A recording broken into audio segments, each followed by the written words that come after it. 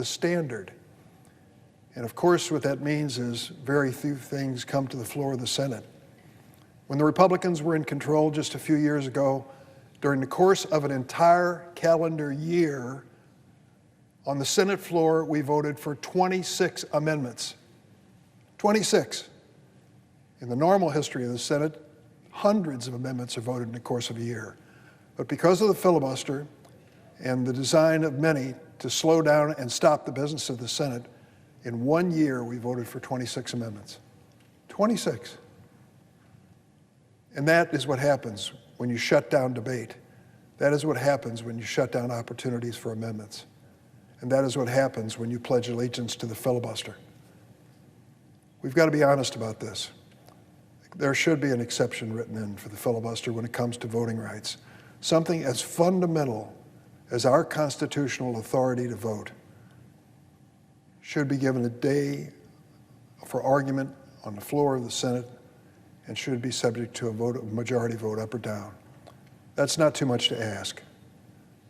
I'd rather pledge allegiance to the flag and to the voting authority in America that it represents than to the filibuster, a rule which has been misused as much as it's been properly used in its history. There are many enduring victories that we can attribute to Dr. King and the civil rights movement. But the Civil Rights Act of 1964 and the Voting Rights Act of '65 are certainly high on the list. These laws put a stake in the heart of Jim Crow, expanding voting rights to generations of Black Americans. Prior to the passage of these laws, state legislators throughout the Deep South had disenfranchised voters of color through a whirlwind of discriminatory legislation.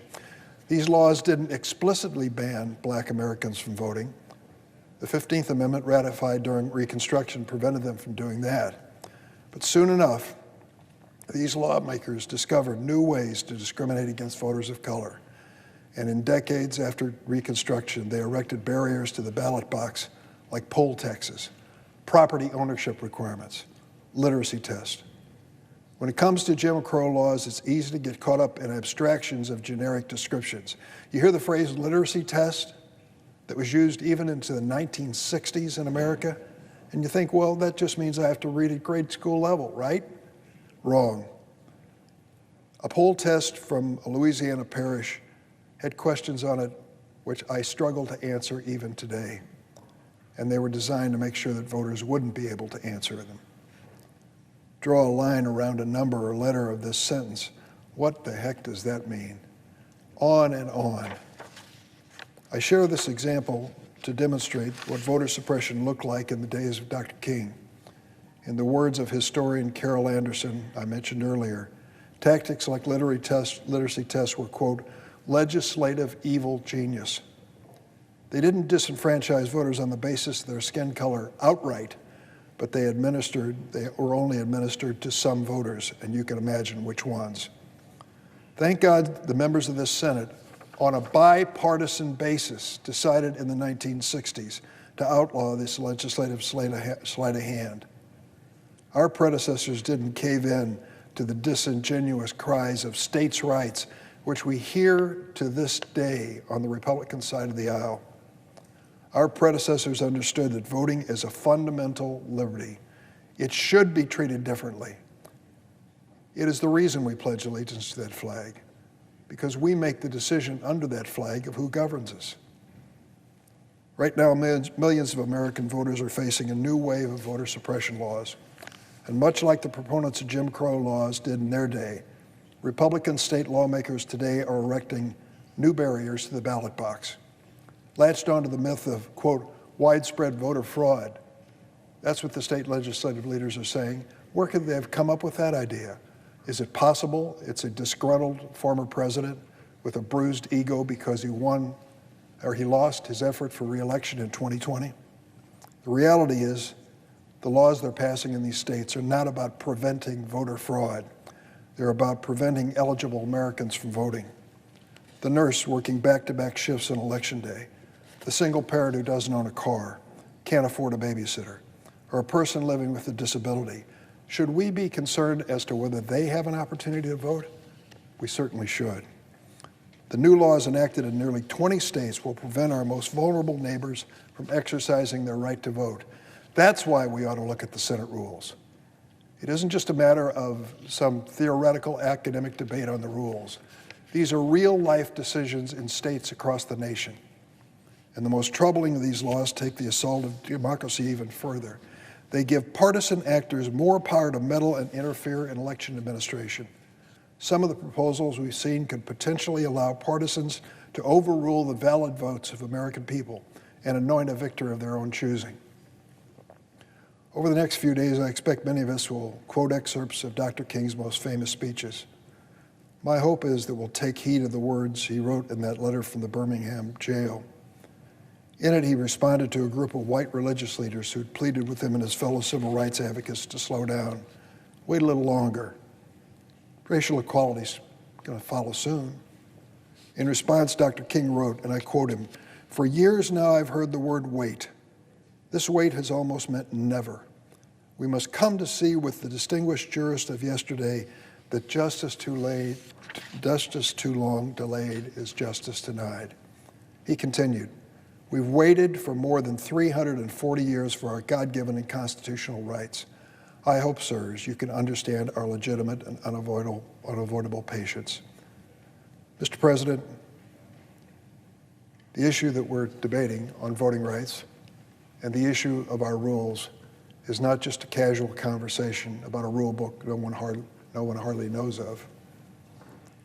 It's an issue that goes to the heart of our democracy, to our pledge of allegiance to the flag, not to the filibuster. The issue is our Republicans are afraid of this debate. Traditionally, they played a key role in the passage of the Voting Rights Act in the 1960s. In fact, percentage-wise, there were more Republican senators voting for that than Democratic senators. And I say that acknowledging that my Democratic Party in those days was not altogether on the right side. We've been told that we are breaking the Senate if we change this rule to protect people's right to vote. At the heart of what the Senate is and what it stands for, and the reason it exists, is the right of Americans to vote. Is it worth a carve-out? Is it worth a change? Is it worth a modification in the Senate rules to protect the right of vote? Can anything be more sacred? Mr. President, I yield the floor.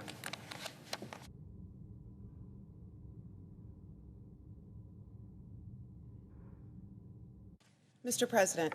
The senator from Arizona. Thank you.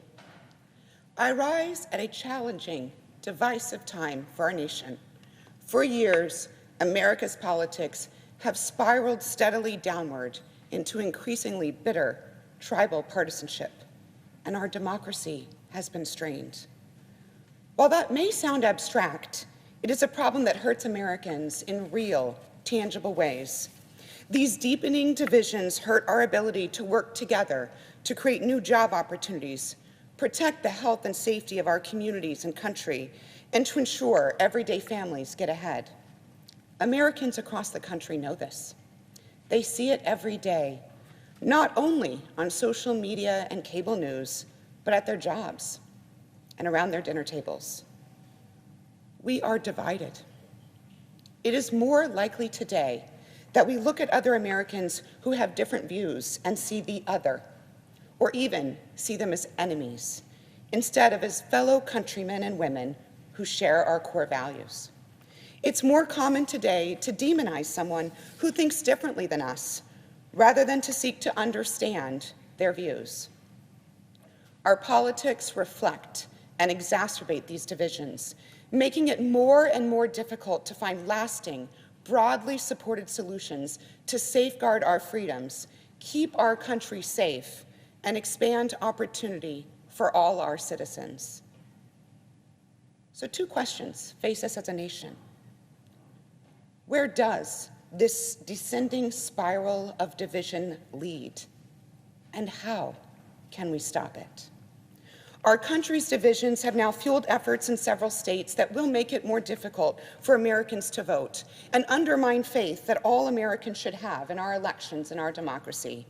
These state laws have no place in a nation whose government is formed by free, fair, and open elections. We must also acknowledge a painful fact. The state laws we seek to address are symptoms of a larger, more deeply rooted problem facing our democracy. The divisions themselves, which have hardened in recent years and have combined with rampant disinformation to push too many Americans away from our basic constitutional values. In the spring of 2017, after Trump took office, I wrote an opinion piece in the Arizona Republic highlighting my concerns about the strains on our constitutional boundaries and the shrinking respect for our founding constitutional principles. In the years that followed, my colleagues and I in this body were called upon to participate in 2 separate impeachment trials for crimes against our Constitution. And on January 6th last year, I was standing in this very spot, speaking in this very chamber, defending Arizona's fair and valid election against disinformation when violent insurrectionists halted the presidential certification. Threats to American democracy are real. I share the concerns of civil rights advocates and others I've heard from in recent months about these state laws. I strongly support those efforts to contest these laws in court and to invest significant resources into these states to better organize and stop efforts to restrict access at the ballot box. And I strongly support and will continue to vote for legislative responses to address these state laws, including the Freedom to Vote Act and the John Lewis Voting Rights Advancement Act that the Senate is currently considering. I support these bills because they strengthen Americans' access to the ballot box, and they better ensure that Americans' votes are counted fairly. It is through elections that Americans make their voices heard, select their representatives, and guide the future of our countries and our community. These bills help treat the symptoms of the disease, but they do not fully address the disease itself. And while I continue to support these bills, I will not support separate actions that worsen the underlying disease of division infecting our country. The debate over the Senate's 60-vote threshold shines a light on our broader challenges. There's no need for me to restate my long-standing support for the 60-vote threshold to pass legislation. And there's no need for me to restate its role protecting our country from wild reversals in federal policy. It is a view I've held during my years serving in both the U.S. House and the Senate, and it is the view I continue to hold. It is the belief that I have shared many times in public settings and in private settings. Senators of both parties have offered ideas, including some that would earn my support, to make this body more productive, more deliberative, more responsive to Americans' needs, and a place of genuine debate about our country's pressing issues. And while this week's harried discussions about Senate rules are but a poor substitute for what I believe could have and should have been a thoughtful public debate at any time over the past year, such a discussion is still a worthy goal. But a discussion of rules falls short of what is required. American politics are cyclical, and the granting of power in Washington, D.C. is exchanged regularly by the voters from one party to another. This shift of power back and forth means the Senate 60 vote threshold has proved maddening to members of both political parties in recent years, viewed either as a weapon of obstruction or a safety net to save the country from radical policies, depending on whether you serve in the majority or the minority. But what is the legislative filibuster other than a tool that requires new federal policy to be broadly supported by senators representing a broader cross-section of Americans, a guardrail, inevitably viewed as an obstacle by whoever holds the Senate majority, but which in reality ensures that millions of Americans represented by the minority party have a voice in the process. Demands to eliminate this threshold from whichever party holds the fleeting majority amount to a group of people separated on two sides of a canyon, shouting that solution to their colleagues, and that makes the rift both wider and deeper. Consider this. In recent years, nearly every party line response to the problems we face in this body, every partisan action taken to protect a cherished value, has led us to more division, not less. The impact is clear for all to see. The steady escalation of tit for tat, in which each new majority weakens the guardrails of the Senate and excludes input from the other party, furthering resentment and anger amongst this body and our constituents at home. Democrats' increased use of requiring cloture for judicial nominees under President George W. Bush led to similar tactics by Republicans under President Barack Obama. The 2013 decision by Senate Democrats to eliminate the 60-vote threshold for most judicial and presidential nominations led directly to a response in 2017 by Senate Republicans, who eliminated the threshold for Supreme Court nominees. These short-sighted actions by both parties have led to our current American judiciary and Supreme Court, which, as I stand here today, is considering questions regarding fundamental rights Americans have enjoyed for decades. Eliminating the 60-vote threshold on a party line with the thinnest of possible majorities to pass these bills that I support will not guarantee that we prevent demagogues from winning office. Indeed, some who undermine the principles of democracy have already been elected. Rather, eliminating the 60-vote threshold will simply guarantee that we lose a critical tool that we need to safeguard our democracy from threats in the years to come. It is clear that the two parties' strategies are not working, not for either side, and especially not for the country.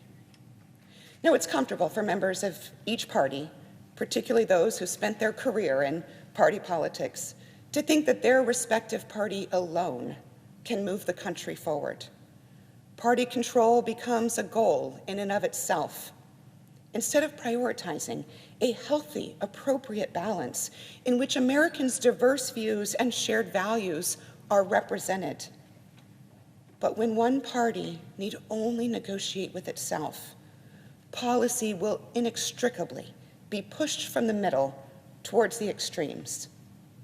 And I understand there are some on both sides of the aisle that prefer that outcome, but I do not. And I know that Arizonans do not either. Our country's first president, George Washington, a leader whose wisdom I borrowed at the conclusion of the 2020 impeachment trial, he warned against political factions more than 200 years ago, saying that extreme partisanship could lead to the ruins of public liberty. I was no party man myself, Washington wrote, and the first wish of my heart was, if parties did exist, to reconcile them. Today, we serve in an equally divided Senate, and today marks the longest time in history that the Senate has been equally divided. The House of Representatives is nearly equally divided as well. Our mandate? It seems evident to me. Work together and get stuff done for America. And the past years have shown when a party in control pushes party line changes exceeding their electoral mandate, the bitterness within our politics is exacerbated. Tensions are raised within the country, and traditionally, nonpartisan issues are transformed into partisan wedges. We must address the disease itself, the disease of division, to protect our democracy. And it cannot be achieved by one party alone. It cannot be achieved solely by the federal government. The response requires something greater and, yes, more difficult than what the Senate is discussing today. We need robust, sustained strategies that put aside party labels and focus on our democracy, because these challenges are bigger than party affiliation. We must commit to a long-term approach as serious as the problems we seek to solve, one that prioritizes listening and understanding, one that embraces making progress on shared priorities and finding common ground on issues where we hold differing and diverse views. This work requires all Americans everywhere. Efforts to fix these problems on a bare majority party line will only succeed in exacerbating the root causes that gave way to these state laws in the first place, extending our descent into a more fragmented America. This work is our shared responsibility as Americans. I share the disappointment of many that we've not found more support on the other side of the aisle for legislative responses to state-level voting restrictions. I wish that were not the case. Just as I wish there had been a more serious effort on the part of Democratic Party leaders to sit down with the other party and genuinely discuss how to reforge common ground on these issues. My Republican colleagues have a duty to meet their shared responsibility to protect access to voting and the integrity of our electoral process. We need a sustained, robust effort to defend American democracy, an effort on the part of Democrats, Republicans, independents, and all Americans in communities across this country. So we ask, what must we do to protect our democracy?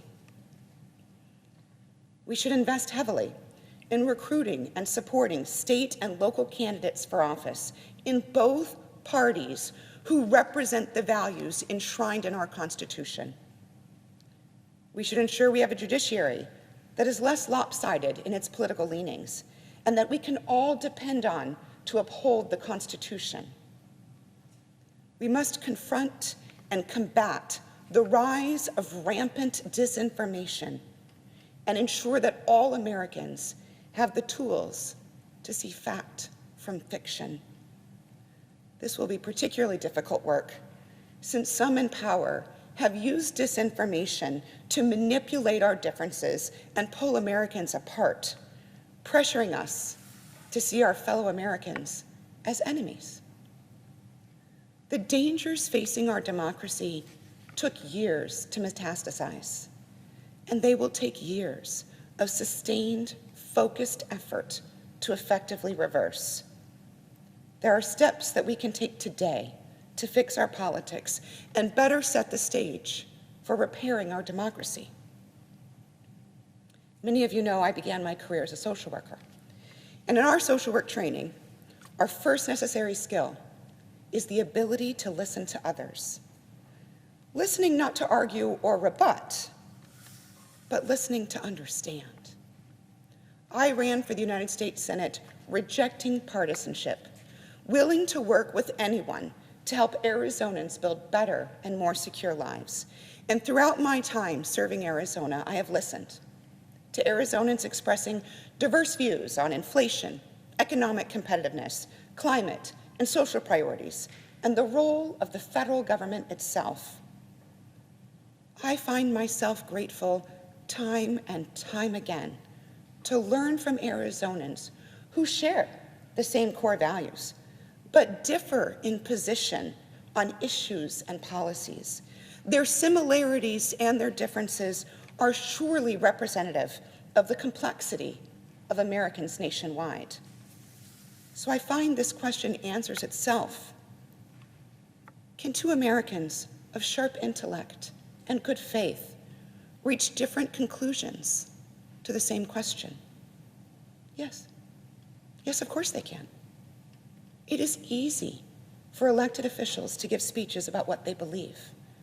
It is harder to listen and acknowledge that there are a whole lot of Americans with different ideas about what is important in our country and how to solve those problems.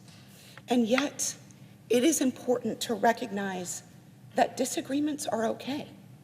They're normal. And honest disagreements, matched with a willingness to listen and learn, can help us forge sturdy and enduring solutions. Congress was designed to bring together Americans of diverse views, representing different interests, and as a collective, to find compromise and common ground to serve our country as a whole. We face serious challenges, and meeting them must start with a willingness to be honest, to listen to one another, to lower the political temperature, and to seek lasting solutions. Some have given up on the goal of easing our divisions and uniting Americans. I have not. I've worked hard to demonstrate in my public service the value of working with unlikely allies to get results, helping others see our common humanity and finding our common ground. And I remain stubbornly optimistic because this is America. We have overcome every challenge we've ever faced. And I am committed to doing my part to avoid toxic political rhetoric, to build bridges, to forge common ground, and to achieve lasting results for Arizona and this country. But we are in desperate need of more. More people who are willing to listen, to seek understanding, to stitch together the fabric of our country that has been ripping around the edges. More people who are willing to put down the sticks sharpened for battle and instead pick up their neighbors to learn why they're angry or upset or left behind. So I call on each of us as Americans, let us be those people. We are but one country. We have but one democracy. We can only survive. We can only keep her if we do so together. Thank you. The senator from Kentucky.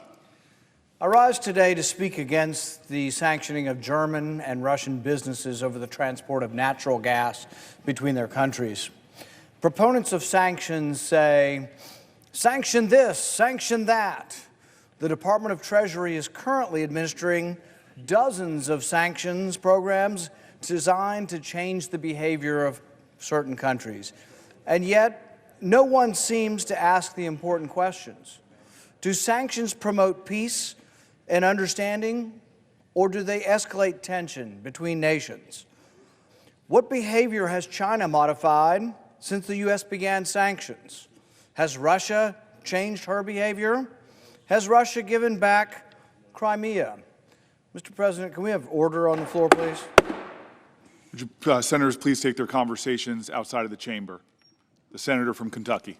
Sanctions, though lacking in proof of effectiveness, are very popular with both parties.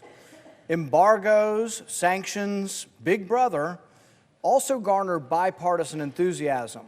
The U.S. embargo of Cuba has now gone on for more than 60 years without any evidence of a change in regime or even a change in regime's policy. Embargoes are often described, especially by the embargoed country, as an act of war. Many historians say that the U.S.'s embargo of 1807 ultimately led to the War of 1812. President Jefferson's embargo was intended to punish France and England for their aggressions, but instead the embargo crippled American shipping exports. Exports declined by 75%. Some historians also blame the U.S. embargo of Japan for the ensuing war. Roosevelt seized many of Japan's assets, and Japan lost access to much of its international trade and over 80% of its imported oil. Effectively, at least from the perspective of Japan, the embargo was an act of war. Yet enthusiasts for embargoes and sanctions still clamor for more. Sanctionistas point to the international sanctions against Iran as the lever that brought about the Obama-era nuclear agreement with Iran. Perhaps, but an equally valid argument can be made that it was the extension of carrots rather than sticks that brought Iran to the table. Funny how diplomacy seems to require give and take, not just take, take, take. Our interaction with Iran should illuminate today's debate over sanctions on the Nord Stream 2 pipeline between Russia and Germany. But the shade of mercantilism is dimming the light of experience. Opponents of the pipeline, not surprisingly, are largely from states that compete in the sale of natural gas. This is more about protectionism than it is national security. Reports are that the pipeline will cause a significant reduction in U.S. exports of liquid natural gas, hence the keen interest by people representing states that sell natural gas. This is not so much about national security, it's about protectionism. Acknowledging that this debate is only superficially about national security and really more about provincial protectionism helps us better understand the dynamics. History demonstrates that trade and interconnectedness